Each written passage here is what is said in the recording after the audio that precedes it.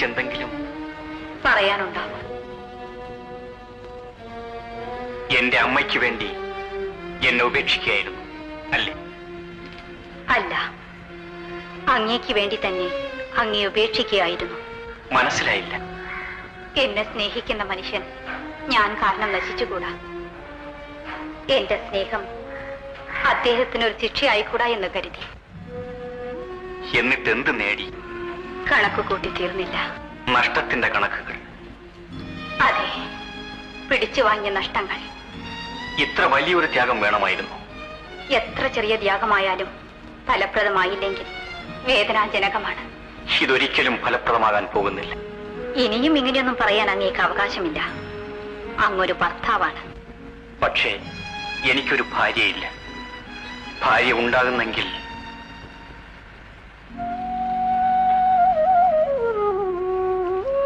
അത് ഞാനായിരിക്കും അല്ലേ?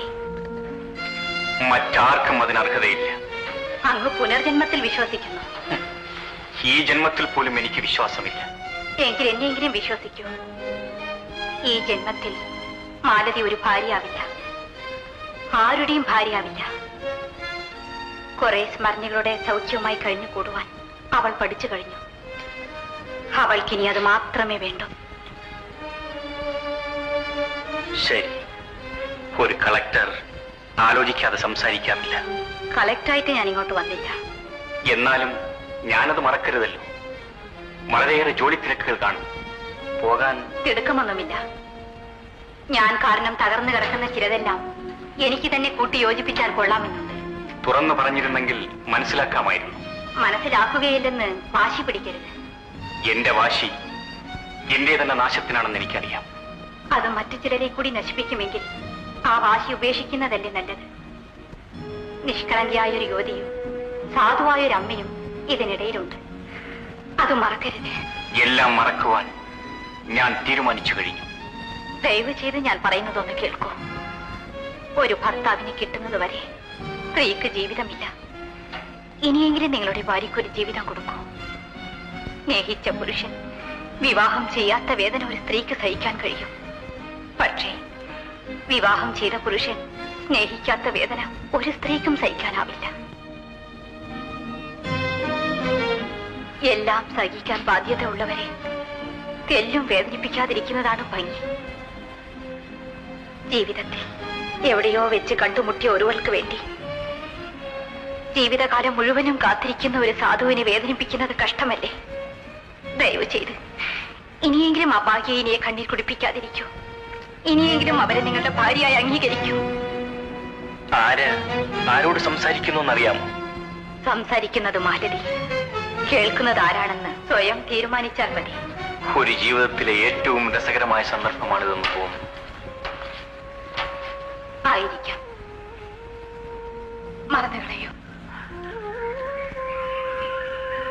ശരി, മറക്കുന്നു. ഇനി മുതൽ ഇന്ദുവിനെ എന്റെ ഭാര്യയായി കരുതണം. അത്രയല്ലേ ഉള്ളൂ? മറ്റൊന്നും എനിക്ക് അപേക്ഷിക്കാനില്ല. വേറെ വിശേഷമൊന്നുമില്ലല്ലോ? ഏറ്റവും വലിയ വിശേഷമാണിത്. ശരി, ഇന്നു മുതൽ ശ്രമിക്കാം. സത്യം, ഞാൻ ജയിച്ചു. മാലതി ഒരിക്കലും തോറ്റിട്ടില്ല. ഓ, ഞാൻ പേര് വിളിച്ചു. ക്ഷമിക്കണം, ഇനി അങ്ങനെ വിളിക്കില്ല.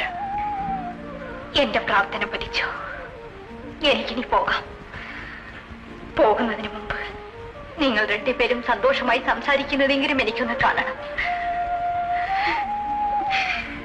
ഞാനിതാ വരുന്നു.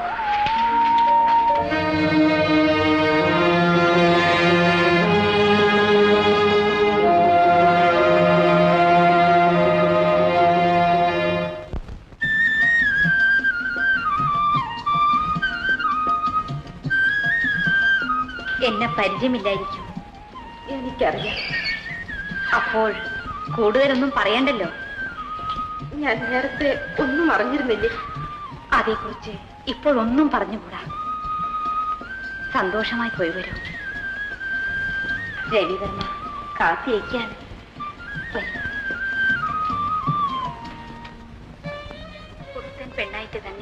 അങ്ങോട്ട് കടന്നു ചെല്ലണം. നീ ഇത്രയേറെ നല്ലവളാണെന്ന് ഞാൻ കരുതിയില്ല മാലതി. വരൂ, ചെല്ലുമോളെ.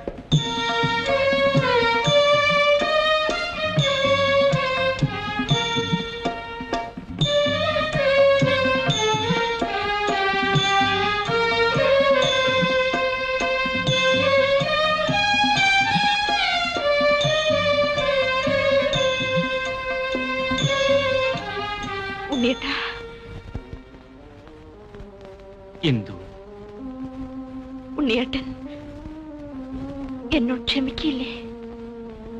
എന്തു തെറ്റൊന്നും ചെയ്തില്ലല്ലോ. ഉണ്ണിയേട്ടന്റെ മനസ്സ് ഞാൻ വേദനിപ്പിച്ചിട്ടുണ്ടാവും. എന്തുവിനെ ഞാനാണ് വേദനിപ്പിച്ചത്? ക്ഷമിക്കേണ്ടത് എന്തുവാണ്? എന്തു എനിക്ക് മാപ്പ് തരില്ലേ? ഉണ്ണിയേട്ടൻ എന്നോട് ഇങ്ങനെ ഒന്നും ചോദിക്കരുത്. ഇനി ഞാൻ ഒരിക്കലും ഇന്ദുവിനോട് അങ്ങനെ ഒന്നും ചോദിക്കില്ല. അവസാനമായി ചോദിച്ചെന്നേ ഉള്ളൂ.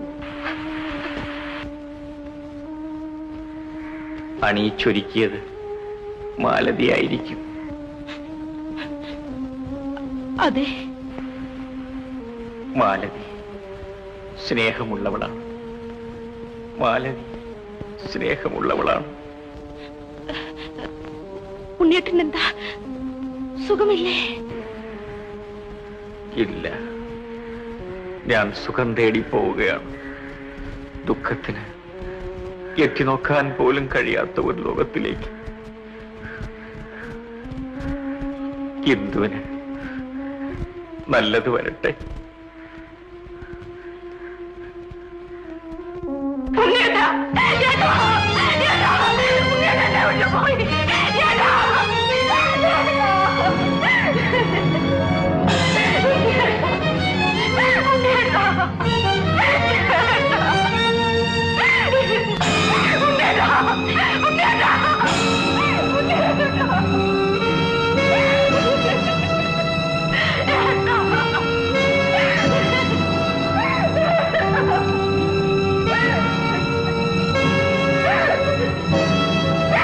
എനിക്കൊരു ഹൃദയമേ ഉള്ളൂ. അത് നേരത്തെ ഒരാൾക്ക് കൊടുത്തുപോയി. ഇനി അത് തിരിച്ചു വാങ്ങാനോ മറ്റൊരാൾക്ക് കൊടുക്കാനോ ഞാൻ തയ്യാറില്ല. ബുദ്ധിശൂന്യതയായിരിക്കാം, എന്നാലും ക്ഷമിക്കും.